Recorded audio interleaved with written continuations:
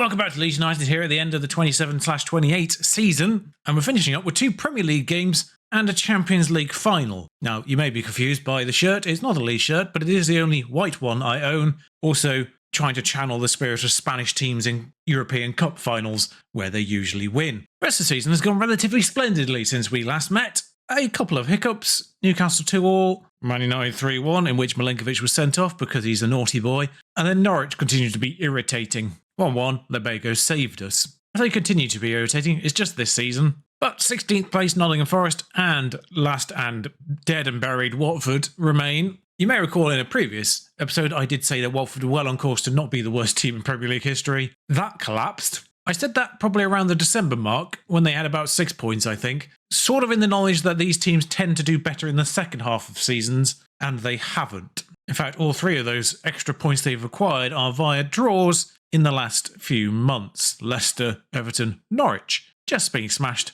every which way in between. The fact they scored twice against Spurs has got to be a mark against Spurs at the end of this season, because genuinely I think they've scored about 5 goals. I know, they scored twice against Everton and Norwich, of course. How did they score twice against Norwich? But the good news is Forest are safe and Watford are down. So it's hopefully not going to be one of those cases where a relegation-threatened team are fighting for their lives. And we'll just sort of talk about the future. Now, the final Champions League-wise is against PSG, who irritatingly was the team I brought you in that December episode of this. We did rotate against Norwich, which is probably part of the problem. Milinkovic is suspended for the remainder of the season, but we do have Boothby and Lovren who can play that side of defence if necessary. If somehow we win the title in this one, I will basically fully rotate Youth Prospect final game. But for now, this is full strength. Rodak is also injured for the remainder of the season. I'm just going to play without a goalkeeper on the bench for time being. Champions League final, I'll put the Youth Prospect on, but for now, Premier League-wise, we won't. Valeri, not a good last few games there. Nearly forgot to put Pedro back in.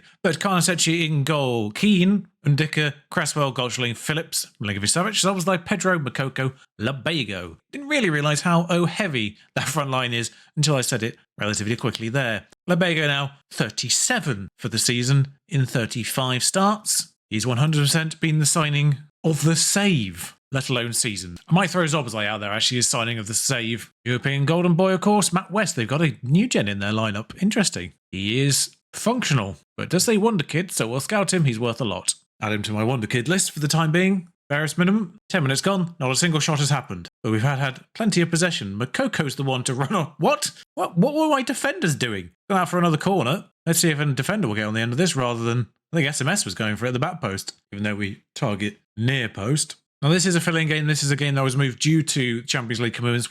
Now, Champions League-wise, we did get Liverpool in the round following Real Madrid. Makoko gets that ball there. We beat them 3-1 at home, which felt about right, really. That's sort of what I'd expect for a home. That's ridiculously well worked. Godfrey, you monster. And then basically going to Anfield in the hope that we didn't concede 2 more than we scored. We ended up beating them 3-1 away from home as well, which surprised me, actually, relatively a lot. I don't think I've been surprised by an away game quite as much as I have since the 4-1 away at Man City. And we have 1.5 XG and haven't scored here. It's one of those games again. But then it was Villarreal in the semi... Actually, I don't really know how Villarreal got to the semi-finals. I should look up their route to that, who they beat. But yes, Villarreal in the semi-finals, who dealt with both home and away. No problem whatsoever. I think it was 2-0 at home, 2-1 away, something like that, without looking. So PSG await us in the final, and they've scored, because of course they have. Please don't Dortmund this. I should clarify as well, I'm recording this Sunday morning, so Premier League final day hasn't happened. This episode might be a welcome relief for Leeds United fans. Literally their only shot, because of course it is. Looks like Liverpool's catch-up game doesn't actually happen till after hours. Why? So why would it tell me to put Strauch on instead of Valeri, who is actually a left-back? Makoko continues to put in questionable performance. SMS has been weirdly questionable recently.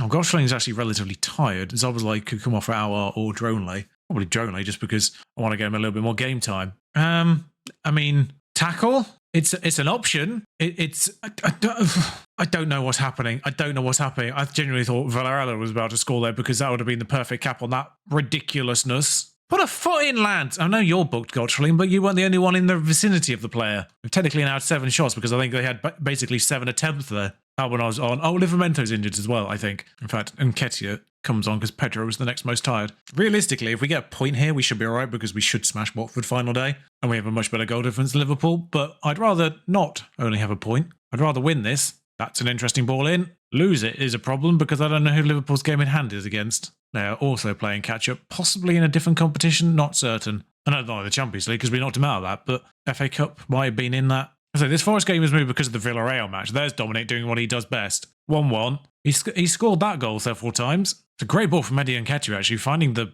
right between the players. Just threaded that between them. So XG-wise, 2-1 should be. And ironically, they scored one of the lower XG chances.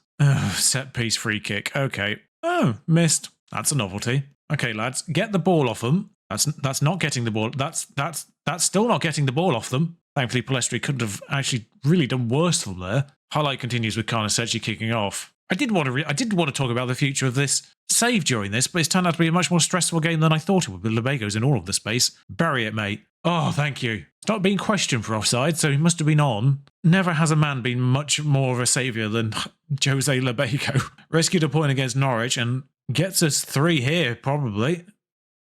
Just no question. Smashes it. Can we just see this out now? That all but guarantees us. We weren't our best, but we got our result. We'll take that. Didn't think it weird he nearly gone a game without scoring. His agility's gone up because I'm pretty certain that was 17 before. But yeah, he's now worth minimum 100 million. It's crazy that his one appearance in the FA Cup he got a 6.1 when you consider the rest of his season. He's made 2 domestic cup appearances, FA Cup and Carabao Cup, and got 6.1 and 6.3. And yet Champions League-wise, averaging 7.4, Premier League-wise, almost 7.6. So Liverpool play Everton away from home tomorrow. This could actually be sealed outside of a game, because Everton aren't bad, although they are 9th. If Liverpool fail to win, we've got the title. This might actually be down to Everton. Trincao, I don't know how you're supposed to pronounce it. I've always pronounced it Trincao, but I don't think it is. A familiar face for Football Manager players over the recent years. He was briefly at Liverpool as well in the save. That's hilarious. Scoring first, and then Heung-min Son at 35. He went to Juventus for a year, then he came to Everton. It's interesting, confusing, and I still love him. But Everton condemn Liverpool. That is the most Everton thing possible. Liverpool cannot win the title on the final day now. They are 5 points behind, 1 game remains. Which means we've clinched the title. We didn't get it last year, but we won the year before, and we got it back. Pre-season odds of 9-1. The board are happy, which you would expect. Iconic. Now, does that mean I am in the icons list? Bielsa's only in icons, which feels interesting. Is Archie Gray related to Eddie Gray? Is that something I should have realised before now? Milovanovic, by the way, is in icons. Favourite personnel Dominic, but a little weird that Marco's in icons. Good news is then we can fully rotate for Watford, and we will do so. Also, by the way, the Champions League finals at Camp Nou, slightly bizarrely. I almost feel like Champions League finals shouldn't be in stadiums which likely have teams that could get to the final. And just to put our season in perspective, we have won the league whilst making £70 million worth of profit. So I'm giving 3 people debuts, including a goalkeeper, a defensive midfielder, and Boothby for a start in central defence. I should say also Albanos and Livramento are returning to fitness. So I think I'm going to give him 45 minutes each because I do want Livramento fully fit for the final. Well, red card didn't help, but 1-1, salvaged. James Boothby with a second yellow card. I think it was a handball. It was hard to tell in the moment what exactly had happened, but it was basically a long ball forward and Boothby was under the ball and then suddenly he was being summoned by the referee. So I can only assume he accidentally handballed it or something. But celebrations with our backup goalkeeper on the pitch. Tad unfortunate. But of course we didn't get to celebrate after the last game because Liverpool hadn't played yet. Should have really factored that into my team selection thinking about it. Never mind. Sorry, Karnasechi. I should obviously say that Lebego wasn't in the running for most goals. Karnasechi wasn't in the running for most clean sheets. Lebego was in the running for highest average rating, which actually not playing him would have been more beneficial. I did bring him on to try and, win this, but, that notification I didn't get in-game. 1 to 2 days, he's fine. Thank God. Daniel's an interesting one because I don't know whether to develop him as a defensive midfielder or a centre-back. 6 foot, 13 jumping reach. Not great. He refused to go on loan anywhere, which was really irritating. 30 million for winning. Medals handed out. Oh, Matt Cox actually needed that appearance at the very end to get a medal. Bless. As did Pascal Strauch, actually. Wow. He only started 4 games. I guess we've had, very consistent central defenders, but good job I played him then. Christ. Lebego, young player of the year. Fortunately, bringing him on in the end there actually took him under a goal per game, but I believe he still just sneaks minutes per goal. Marko Milovanovic, by the way, the worst striker, technically. Expected goals under almost 6. He only scored 4 times. He only started 14 games, but he only scored 4 times. Pedro underperforming as well. And then there's Lebego, who did the exact opposite. But yes, he does sneak minutes per goal by 5 minutes. Oh, I won manager of the year. Nice. Premier League Team of the Year. we actually have most of them, which is a nice novelty, even for winning the league. Fullback four, including Livramento, Dominic Pedro in midfield, and Lebego up front, of course. Oh, Livramento's ridiculous Team of the Year bonus is actually activated. I was never expecting that one to be paid out. It's like it knew.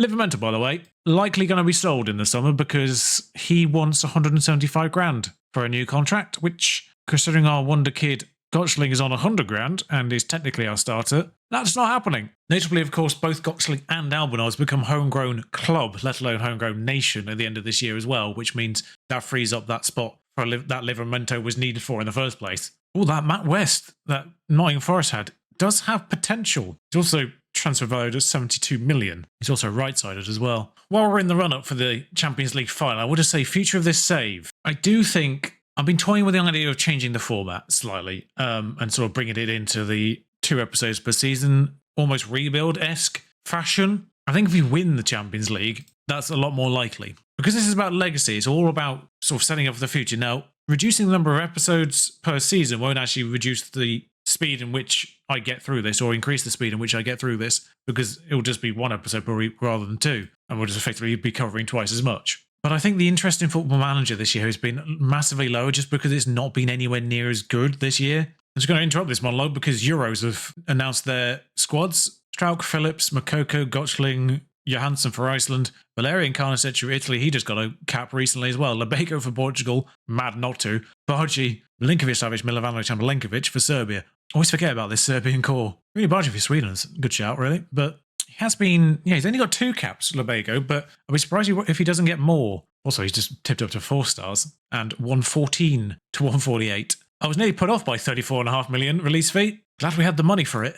Pedro and Barunis for Copa America, which Australia is taking part in. His loan this year hasn't gone particularly well, but at the very least he has developed a little bit, not sensationally. Still 2 stars in our squad, but James Keane might just make the final. That one terrified me. But yeah, I'm thinking of just sort of doing end of December, end of season, end of December, end of season, end of December, end of season, etc., so on and so forth. Because realistically, even at 4 episodes per season, we're not doing the involved, really getting to know our squad kind of save, which I think has kind of died as a format in general. But I'm unlikely to make the decision 100% by the end of this episode recording regardless. So I would say follow me on Twitter. The links are usually in the description below. Follow me on Twitter. I will probably announce it if I am switching the format up as of next week. Because if I am switching the format, then it'll be F1 Monday, Friday, FM Wednesday, as it will be this week because there's only 1 episode because of I'm busy. I'm just looking through our Champions League history here. I kind of forgot we got knocked out by Real Madrid the year before last. I love the fact that we've come up against them every single time. We're PSG away and we beat them 2-1 in an episode that you saw. Also, Josep Citalo keeps praising Lebego and comparing him to Asprilla, who's still in Mexico and looks like that. We could technically buy him back for less than we sold him. No one people agree that your win over Ferencvárosi was the highlight of Leeds United's run to the final. Never change, Football Manager, never change. Actually, no, do change. Please get better. For the love of God, get better. Just, Real Madrid, Liverpool, knockout stages, whatever. PSG, literally 2-1 in the... PSG will have to cope without Nuno Mendes for the game. His absence is a massive boost. I'm not sure it is because he wants to leave them. He's on my radar. Obviously, he wants ridiculous money, but depending on how the left-backs developed, I was looking at Nuno Mendes because 25, he could obviously play for the future, would technically still be young enough to count as a part of a legacy here. But yeah, wages would be a bit of a problem, but he was kind of in a good ballpark value-wise, I think, for his capabilities. Play up the importance. Okay, that's a rare one. Wasn't expecting that for the Champions League final. I understand it for the Premier League team meeting, but by the way, I feel like my game is bugged because I keep being asked to vote on this Belgian tournament award thing. I have done since the very start, and I don't know why. James Keane has an orange injury, but he seems to be fine. Not going to start regardless.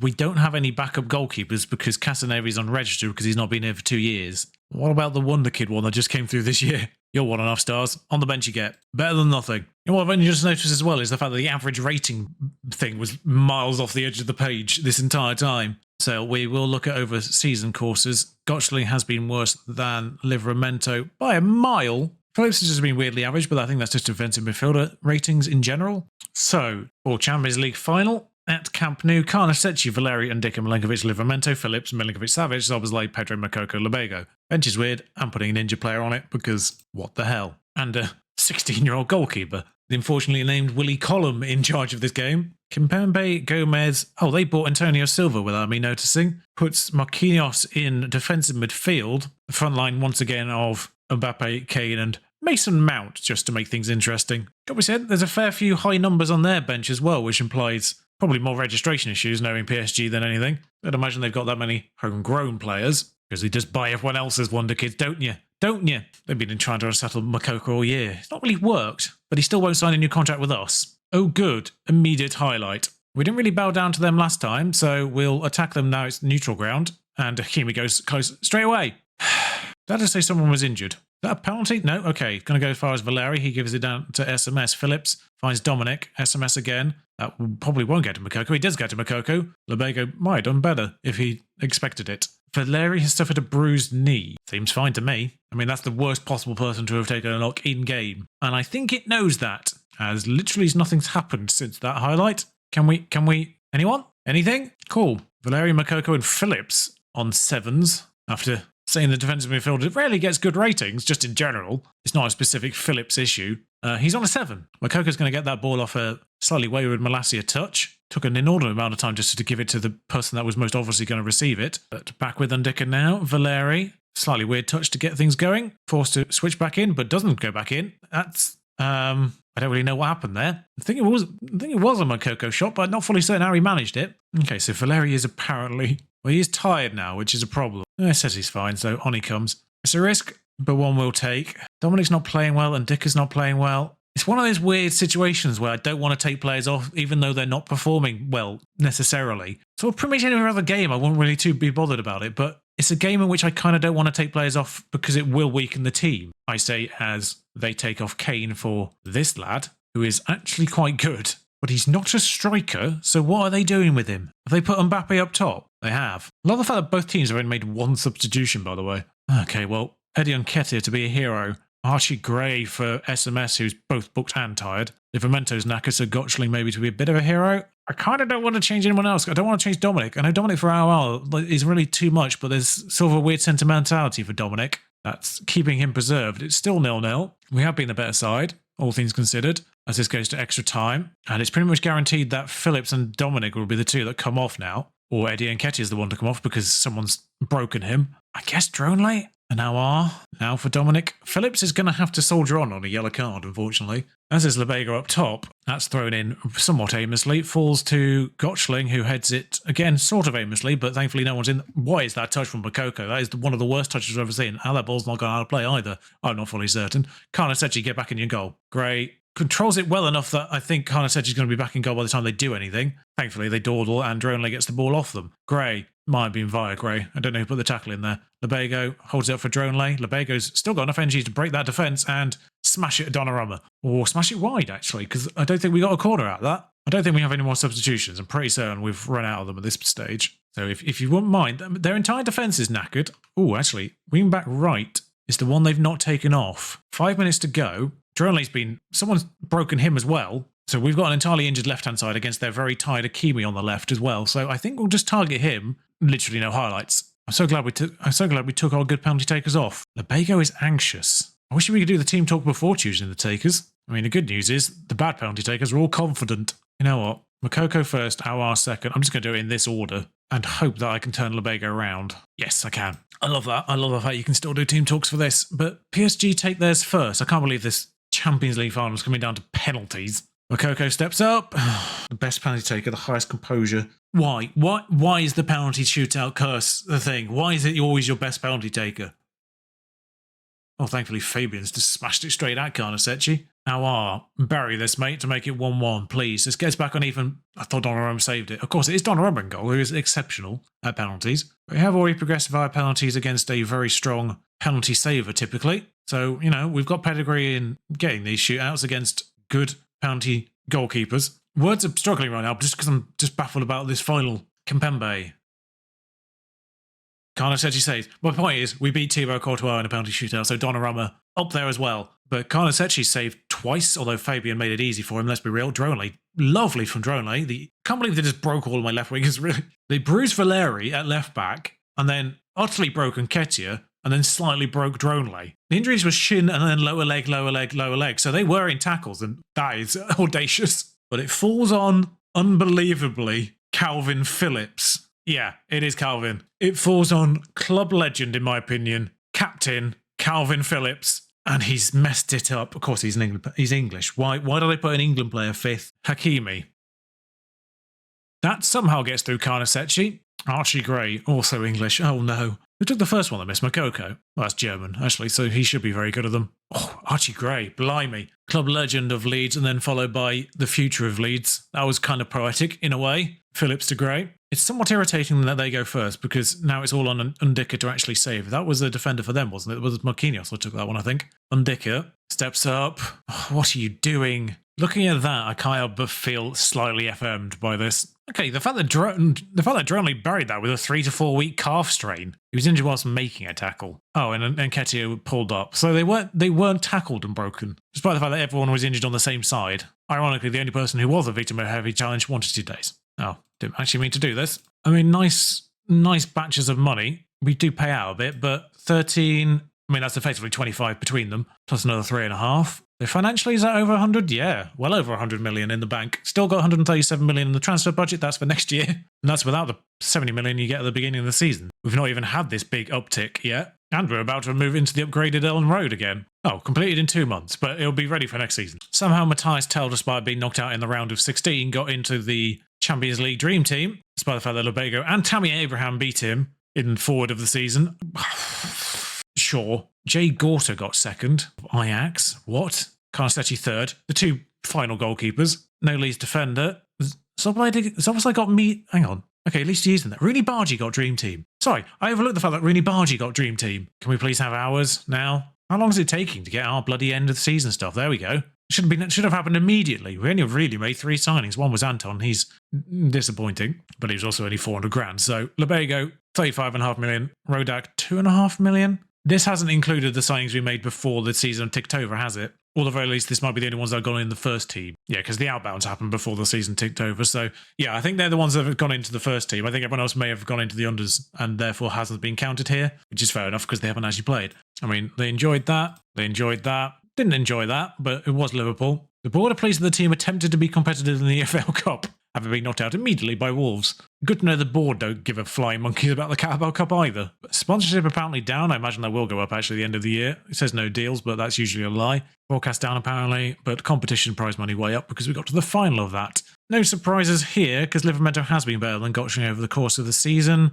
They have put Ndicka and Milenkovic in the wrong way around based on their feet, but the game doesn't really understand that, I guess. That's exactly right. That 11. Abego, player of the season, young player of the season, signing of the season, goal of the season went to Bargy, top goal scorer. Dominic Szoboszlai with 18 assists. That's more than last year in the same system. Scored less, assisted more. Well, he only scored 1 less actually, but assisted more. Petra had more player of the matches, bizarrely, than Lubego, who scored ridiculous amount of goals, and he smashes the record as well for that. 13th of August, future star question mark. Highly rated youngster Jose Lubego joins Leeds in a $34.5 million deal. Our 300th match was in fact the 4-1 victory over Manchester City, away at Manchester City. What a way to ring that one in. And then literally no other notifications apart from Premier League winners. And Lubego getting Young Player of the Year and record breaker. Fair to say, that future star question mark, yes. And we actually have gone far enough in to get the where are they now for the best 11. Third at Nice, Sinisterra's at Club Bruges, Rockers at Cruz Azul, Aspria's at Monterrey, also in Mexico, Stuart Dallas is at Seattle, Drame and Brendan Arrington, I really wish he was better in the game, at Middlesbrough, Bamford at Brescia. Latanart and Cooper have retired, it seems. I wish you were better, Marvin. Oh, I wish you were better. You're only National C. I wish I could specifically bring you in as a set-piece coach. By the way, next FM, have specific set-piece coaches, please. Liam Cooper went to Valencia, then immediately retired. Oh, he didn't immediately retire. That kind of lied. It sort of implied that he... So that lied then. That says he actually retired in 2026. For some reason, it's capped out at 24.